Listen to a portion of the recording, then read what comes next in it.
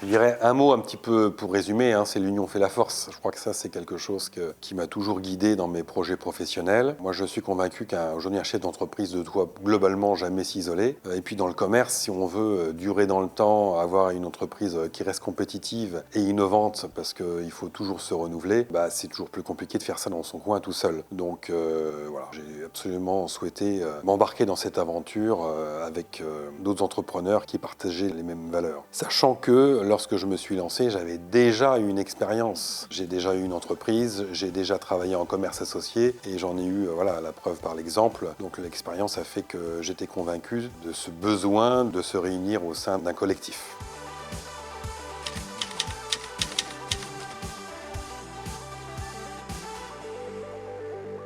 Alors déjà, chez nous, les membres sont des personnalités morales. Donc derrière se cachent des hommes, mais d'abord ce sont des personnalités morales. Donc là, on a des statuts juridiques qui sont assez variés. Ça va de la SAS, les SARL, on a même des cas de SCOP au sein de Nature et Développement. Ce qui est intéressant parce que ça fait une pluralité également de fonctionnement. Et derrière, les gérants, c'est des parcours assez variés. Ça peut être des parcours techniques, ça peut être des parcours commerciaux. En tout cas, on est tous nourris, animés, je dirais, par les mêmes valeurs. C'est ça qui nous rejoint. Et puis chacun apporte son expérience, ses compétences et je crois que ça nourrit, je dirais, l'intelligence collective du groupement.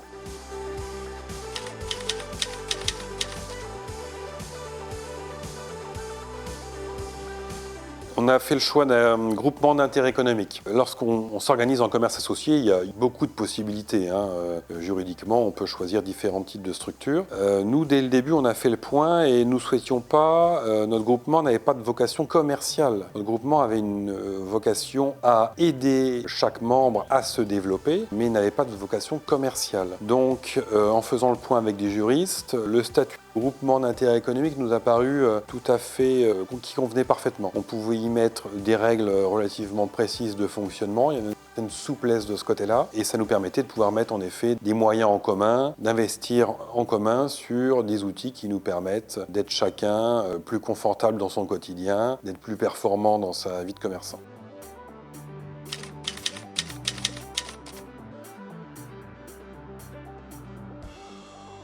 Le GIE apporte des services, en effet, à ses membres. Il va travailler principalement sur 3 axes. Le premier, qui est peut-être le plus important, c'est un travail de référencement de fournisseurs. Donc, le groupement va prendre en charge les négociations annuelles avec des industriels de façon à obtenir un rapport gagnant-gagnant dans nos conditions d'achat, dans le service et l'accompagnement technique que l'on peut avoir. Donc ça va être je dirais vraiment le premier axe. Le groupement a ce rôle-là de négocier auprès des fournisseurs des accords commerciaux et de distribution dont les membres pourront profiter. Le deuxième aspect, le groupement a vocation donc à aider les magasins à mieux se faire connaître. Donc le groupement développe des outils de communication, des outils marketing. En exemple, nous éditons un catalogue produit qui est commun. Nous avons un site internet de vente en ligne. Nous avons un blog qui nous permet de nous faire connaître via des articles techniques de bonnes pratiques dans le milieu de la rénovation, de la construction. Nous faisons de la publicité dans la presse digitale. Nous avons des accords de partenariat web, etc. Donc tout ce travail de marketing est pris en charge, qui est lourd pour un indépendant, va être pris en charge par le groupement de façon que chacun puisse profiter de cette mutualisation de services. Le troisième point, ça va être clairement plutôt au niveau de l'entraide entre magasins. Donc on va faciliter vraiment les relations d'entraide au niveau des magasins. C'est un maillage logistique au niveau des dépôts, des stocks. Ça va donc faciliter vraiment cette communication via aussi des outils informatiques que nous avons développés en interne qui nous permettent de mieux fonctionner. Et puis on profite également de certaines prestations ponctuelles de type juridique ou autre qu'on peut être amené à faire pour chacun de nos membres. Tout ce qui peut finalement alléger le quotidien d'un magasin indépendant pour qu'il reste concentré sur son métier qui est le conseil et la vente de produits matériaux biosourcés.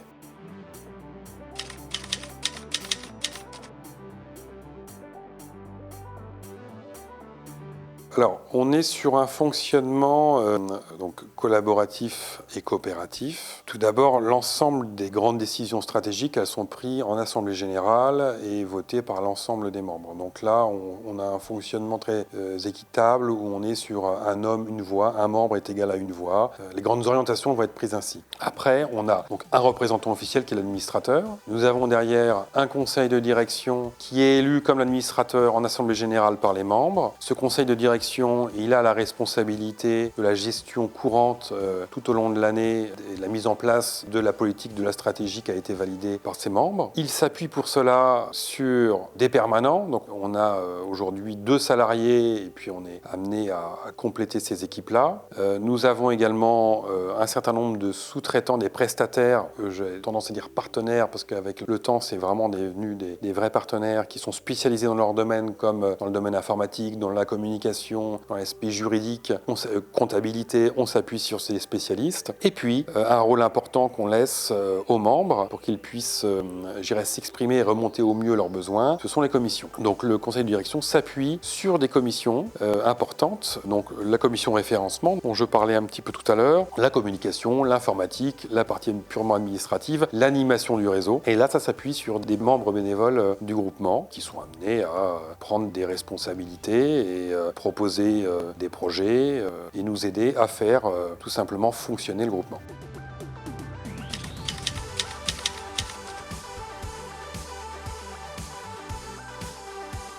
Là, justement, ça va être la commission... alors, j'en ai pas parlé, mais donc il y a une commission recrutement qui prend en charge cet aspect-là. Donc, généralement, on rentre en contact avec nous soit par un magasin, soit directement par le site internet. On a une adresse recrutement@naturedeveloppement.com. On fait part, à ce moment-là, le porteur de projet nous fait part de son projet, soit c'est un ralliement, un magasin déjà existant qui veut nous rejoindre, soit c'est un projet de création. Et à ce moment-là, l'équipe recrutement prend le relais, rentre en contact avec le ou les porteurs de projet, fait un point sur le projet, un premier point, et puis on a un certain nombre de documents qui sont réclamés, qui nous permettent de mieux analyser la faisabilité du projet, de mieux comprendre la zone géographique. Donc l'équipe recrutement a à ce moment-là vraiment un rôle d'accompagnement du porteur de projet. Il réunit toutes les pièces, il va mener un premier avis sur l'intérêt ou pas de ce projet. Les points faibles, les points forts. Si on doit aller plus loin à ce moment-là, c'est un vote qui est pris au niveau du conseil de direction, qui gère donc, comme je le disais, les affaires courantes. Donc c'est le conseil de direction qui va à ce moment-là valider le recrutement. À noter que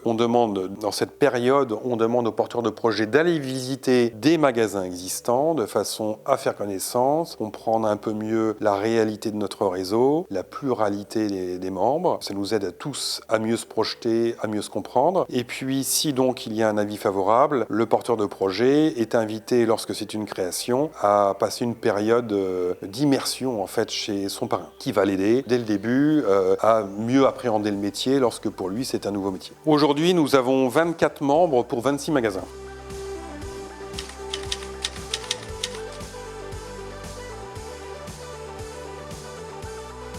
On reste dans une perspective de développement en fait. Aujourd'hui, encore de nombreuses zones géographiques qui sont mal desservies en matière de matériaux biosourcés. Bien qu'il y a la vente en ligne, évidemment, qui rend des grands services, ça ne vaut pas le conseil, la présence, le physique et la logistique d'un négoce sur place. Donc il y a de nombreuses zones en France qui sont mal couvertes. On espère continuer à pouvoir en couvrir certaines. On ne se fixe pas d'objectifs trop ambitieux. On progresse au fil des rencontres, mais voilà, je dirais que plus qu'un projet en particulier, pour l'instant, nous sommes dans cette démarche de développement qui nous permettra également de financer des services un peu plus ambitieux aussi pour l'ensemble des membres. L'union faisant la force, plus on va être nombreux, plus il sera intéressant de mutualiser nos ressources, nos compétences, nos finances. Et nos prochains enjeux, c'est de recruter de nouveaux collaborateurs au sein du groupement qui, pour nous aider en effet à soulager un peu plus les différentes commissions qui font le quotidien du groupement et voilà, nous aider à nous développer, à fluidifier